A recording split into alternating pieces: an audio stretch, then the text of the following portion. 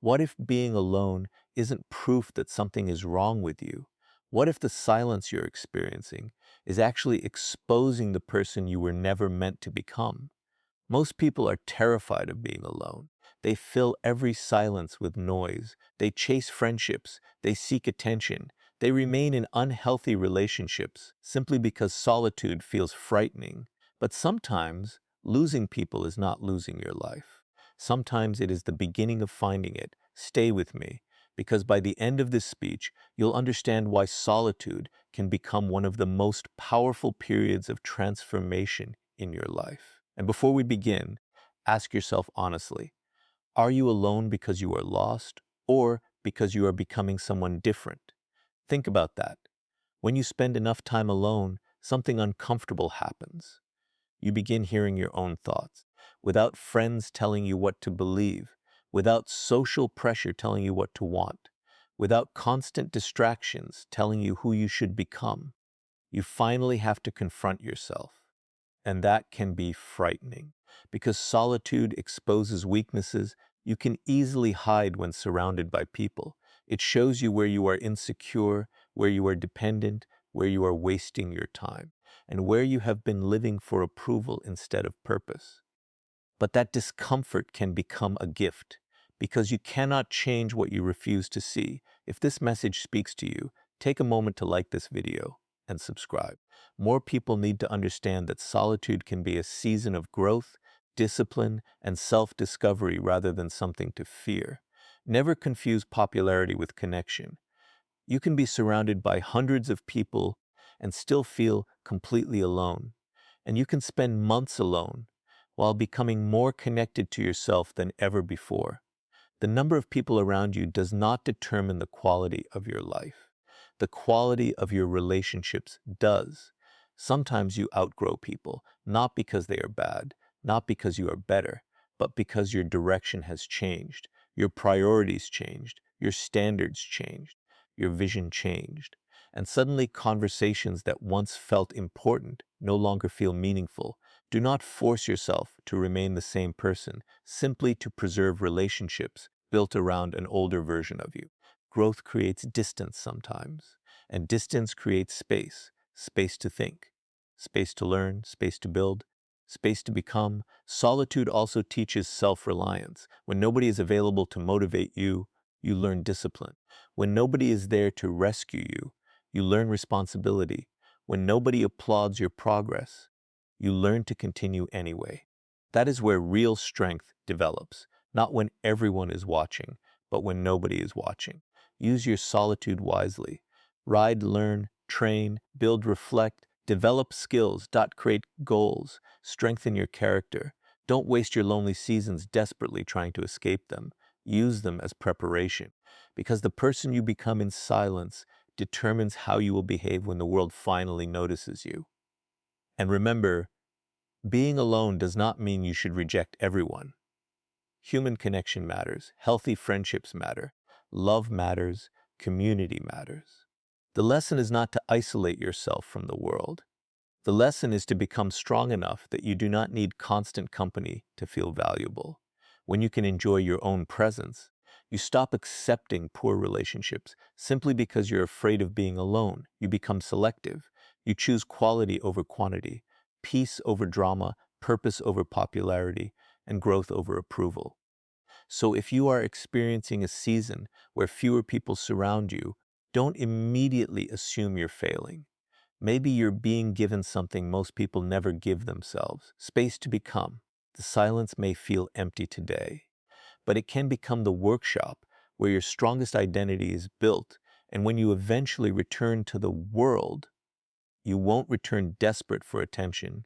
You'll return with direction, with standards, with discipline, with peace, and with the understanding that your worth was never determined by how many people stood beside you.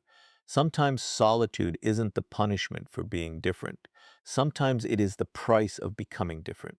Solitude can reveal your true priorities because it removes many of the distractions that normally influence your decisions. When you are constantly surrounded by friends, coworkers, family members, social media, and outside opinions, it becomes easy to confuse what you genuinely want with what other people expect from you. You may pursue certain goals because they are admired, choose particular relationships because they provide approval, or change your behavior simply to fit into a group. Being alone creates distance from that pressure and gives you an opportunity to examine your life with greater honesty. When the noise disappears, you begin asking questions that are difficult to avoid. What actually matters to me? What kind of person am I trying to become? Which goals belong to me and which ones were created by other people's expectations? These questions can feel uncomfortable because they challenge identities you may have accepted without examining them. Yet this discomfort is valuable. You cannot build a meaningful future if you never stop to determine whether you are moving in a direction you genuinely believe in. Solitude also allows you to recognize how much of your behavior is influenced by the desire for approval. You may discover that certain friendships exist mainly because you are afraid of being alone, or that some ambitions are driven more by recognition than by genuine interest. This realization does not mean those relationships or goals are automatically wrong. It simply gives you the opportunity to evaluate them consciously rather than following them automatically. Time alone can also strengthen your ability to listen to yourself. Without constantly receiving opinions from others, you become more aware of your emotions, strengths, weaknesses, and recurring patterns. You can reflect on mistakes without immediately defending yourself and recognize areas where you need to grow. This self-awareness becomes a foundation for better decisions because you understand yourself more clearly. True solitude is therefore not simply the absence of people. It is a period in which you deliberately create enough mental space to understand your own priorities. You begin choosing relationships because they add genuine value rather than because they prevent loneliness. You pursue goals because they align with your values rather than because they impress others. You learn to enjoy your own company without becoming dependent on constant attention. As this clarity develops, your choices become more intentional, your boundaries become stronger, and your confidence becomes less dependent on social approval. You may still value companionship deeply, but you no longer need a crowd to tell you who you are or where your life should go. Popularity and genuine connection are not the same thing, even though many people spend their lives confusing the two. Having hundreds of contacts, receiving constant messages, or being surrounded by people does not automatically mean you are understood, respected, or supported. A crowded social life can sometimes hide a deep sense of loneliness because attention is not the same as intimacy. Genuine connection requires trust, honesty, mutual respect, and the freedom to be yourself without constantly performing for acceptance. Many people chase popularity because they believe being surrounded by others proves their worth. They measure themselves through invitations, social recognition, followers, compliments, or how often people seek their company. The problem begins when external attention becomes the standard by which they evaluate themselves. They may remain in shallow friendships simply because being alone feels embarrassing. They tolerate disrespect because they fear losing their social circle. They agree with opinions they do not share because disagreement might threaten their position. In trying to maintain popularity, they gradually sacrifice authenticity. A genuine relationship feels different. You do not need to constantly impress the other person or compete for attention. There is room for disagreement without fear, silence without discomfort, and honesty without punishment. A true friend can challenge you while still respecting you. They care about your character rather than simply what you can provide socially. These relationships may be fewer in number, but their value can be far greater than a large network built primarily on convenience. Solitude can help you recognize this difference. When you spend time away from social noise, you begin noticing which relationships leave you feeling respected and which ones leave you emotionally exhausted. You may discover that some connections existed mainly because you were afraid to be alone. This realization can be painful, but it also creates freedom. You become more willing to release relationships that repeatedly violate your values and more grateful for the people who genuinely support your growth. The goal is not to reject popularity or avoid social interaction. Healthy communities and friendships are valuable parts of life. The important lesson is to stop using the number of people around you as proof of your worth. Choose relationships based on trust, consistency, respect, and shared values rather than appearances. When you no longer fear being alone, you gain the freedom to choose your relationships carefully. You stop collecting people and start building connections, allowing your social life to become smaller perhaps, but deeper, healthier, and more authentic. Solitude teaches self-reliance because it forces you to discover that you are capable of handling more than you once believed. When people are constantly available to provide advice, encouragement, reassurance, or solutions, it can become easy to depend on external support for every difficult decision. There is nothing wrong with accepting help, but complete dependence can weaken your confidence. Spending meaningful time alone creates an opportunity to develop the ability to think independently, solve problems, and make decisions without constantly needing someone else to confirm that you are doing the right thing. At first, being responsible for yourself can feel uncomfortable. You may become aware of how often you look outside yourself for reassurance. You might hesitate before making a decision because you are accustomed to asking someone else what they think. Solitude challenges that habit. You begin examining your options, considering the consequences, and trusting your own judgment. Every decision you make independently becomes evidence that you can guide your own life. Self-reliance also develops through handling difficult emotions alone. There will be moments when nobody is available to immediately distract you from disappointment, fear, or uncertainty. Instead of running from those feelings, solitude gives you space to understand them. You learn that an uncomfortable emotion can exist without controlling your behavior. You can feel disappointed and still continue working. You can experience rejection and still maintain your self-respect. You can feel uncertain and still take the next responsible step. Another important lesson is learning to motivate yourself. When nobody is watching your progress, discipline becomes more important than applause. You begin exercising because you decided it matters, studying because you want to improve, and working toward your goals even when nobody compliments your effort. This develops internal motivation, which is more reliable than temporary encouragement from others. Self-reliance does not mean refusing help or believing you never need anyone. Healthy people understand the value of friendship, mentorship, teamwork, and community. The difference is that they can appreciate support without becoming completely dependent on it. They know how to stand alone when necessary and still connect with others by choice rather than desperation. Over time, solitude strengthens this independence. You become more comfortable making decisions, handling challenges, and trusting your ability to adapt when circumstances change. You stop fearing every period of loneliness because you recognize that your own company can become a source of stability. When you know you can stand on your own, relationships become choices rather than necessities, and you can enter them with greater confidence, freedom, and self-respect. Personal growth can sometimes create distance between you and the people who were once closest to you. This does not necessarily mean those people are bad or that you have become better than them. It often means that your priorities, values, habits, and vision have changed. As you develop, you may begin wanting different things from life. Conversations that once felt exciting may no longer interest you, and behaviors you once tolerated may begin conflicting with the person you are becoming. This transition can feel lonely, but it is often a natural part of growth. Many people resist this process because they are afraid of losing relationships. They remain connected to certain people simply because they have known them for years.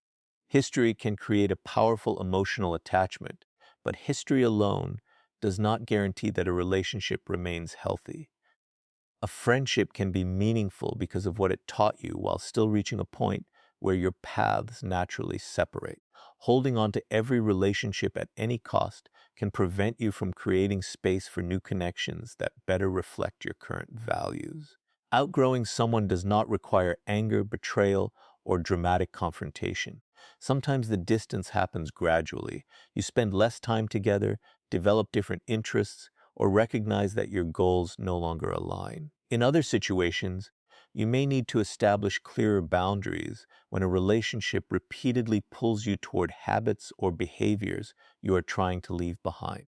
The important thing is to make those decisions respectfully rather than from a desire to punish anyone.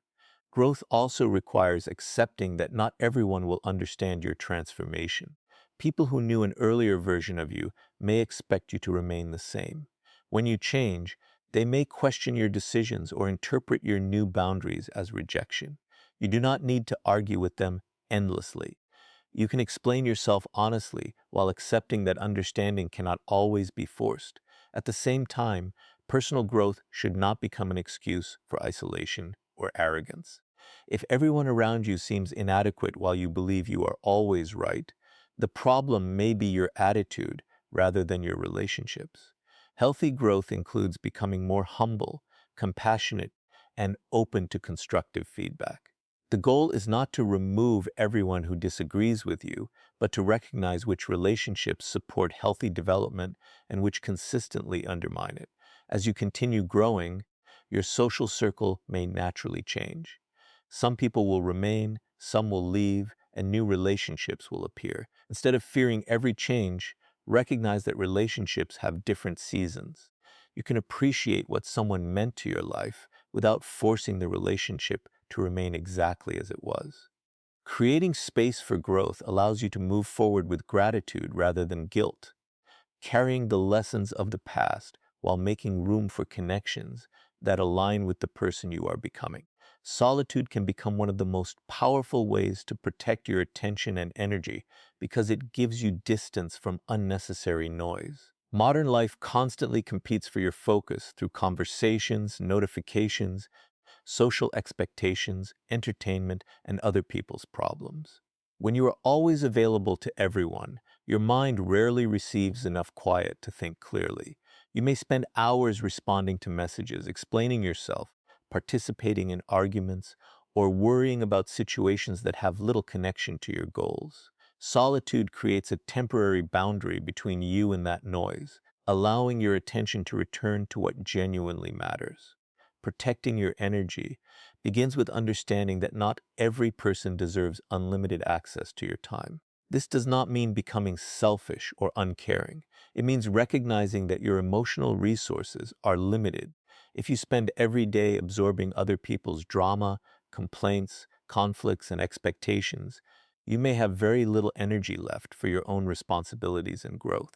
Healthy boundaries allow you to remain compassionate without becoming consumed by problems that you cannot solve. Time alone also reduces unnecessary comparison. When you constantly observe other people's achievements, lifestyles, relationships, and opinions, it becomes easy to believe that you are falling behind. Social comparison can make you question decisions that were perfectly aligned with your own values. Solitude gives you space to step away from that competition and evaluate your progress based on your own standards. You begin asking whether you are improving rather than whether you are outperforming someone else. Another benefit is mental clarity. Quiet time allows you to organize your thoughts, reflect on recent experiences, and identify what deserves your attention. You may realize that a conflict you considered extremely important was simply a temporary emotional reaction.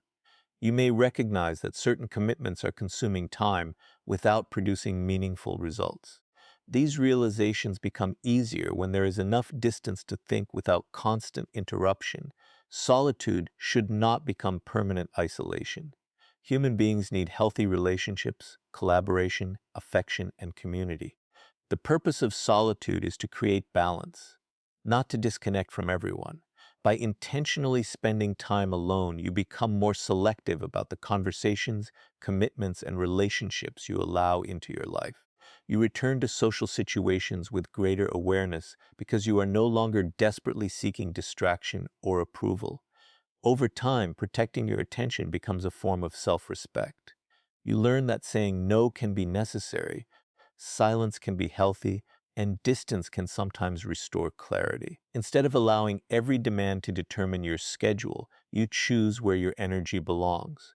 This creates room for meaningful work, personal development, genuine relationships, and inner peace, allowing you to move through life with greater focus, because your attention is directed by your priorities rather than constantly captured by outside noise. Solitude becomes truly powerful when you use it as preparation rather than allowing it to become permanent isolation. Being alone can give you valuable space to reflect, learn, develop discipline, and understand yourself, but the purpose of that quiet period should be growth. If you spend your time alone only feeling rejected or waiting for other people to notice you, you may remain trapped in the same emotional patterns. Instead, use the silence as a workshop where you strengthen the qualities, skills, and habits that will prepare you for the next chapter of your life. Preparation begins with self-reflection. When distractions are reduced, you can honestly examine your decisions, relationships, habits, and goals. You can identify what is working and what needs to change. Instead of blaming everyone else for your circumstances, you begin asking what responsibility belongs to you. This does not mean accepting blame for things outside your control. It means focusing on the areas where your choices can create improvement. That mindset transforms solitude from passive loneliness into active personal development. Quiet periods are also ideal for building skills. Read books, study subjects that interest you, practice communication, improve your physical health, learn a useful profession, or develop a creative ability. These activities create internal resources that remain valuable regardless of who is around you. While others may spend their lonely seasons desperately searching for distraction, you can spend yours becoming more capable and prepared. Discipline is another important part of this process. When nobody is watching, there is no audience to impress and no immediate applause to motivate you. You must learn to work because the work matters. Wake up when you said you would. Complete the task you promised yourself. Continue practicing even when progress feels slow. These small acts strengthen your relationship with yourself and prove that you can depend on your own commitment. But preparation should eventually lead back toward healthy connection. The goal is not to become so independent that you reject friendship, love, teamwork, or community. The goal is to become strong enough to participate in relationships without losing yourself. When you return to the world with greater clarity and confidence, you can choose relationships based on mutual respect rather than fear of loneliness. Your solitude can therefore become a hidden period of construction. While nobody sees the work, you are developing your mind, character, skills, and direction. When circumstances change and new opportunities appear, you will be better prepared to recognize and use them. Instead of desperately asking when your lonely season will end, focus on who you are becoming during it, because the strength you build in private can determine how wisely and confidently you move when life brings people and opportunities back into your path.